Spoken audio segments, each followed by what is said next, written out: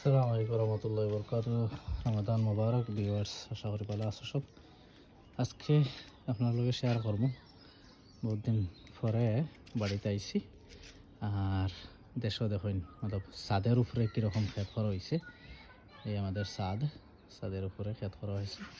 দেখুন লাউ, মাশাল্লাহ, এখানে দেখতে পাচ্ছেন একটা, আর ওই জায়গায় আর একটা আছে, এই ভিতরে এই দিকে দেখলে, আর আরও আছে সামনের দিকে। আর এই জারে অনেক লাউ, জার থেকে অনেক লাউ খাওয়া হয়েছে। এইদিকে নতুন পাতা, নতুন আগাছা আসতেছে মাশাল্লাহ। এই সামনের দিকে দেখতেছি আরও ছোটো ছোটোগুলো আছে। আর দেখি এইদিকে কি আছে, এখানে অ্যালোভেরা আছে। আর এটা কি, এটা আমার মনে হয় ক্যাকটাস। আচ্ছা, এখানে কি আছে ইনশাআল্লাহ। এইদিকে কিছু ক্ষেত আছে।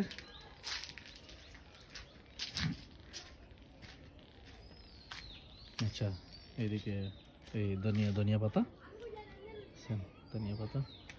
ও মাশাআল্লাহ, মরিচের গাছ, এই লঙ্কা। আর ওইখানে কি বলে জানি না ওইটা আমি।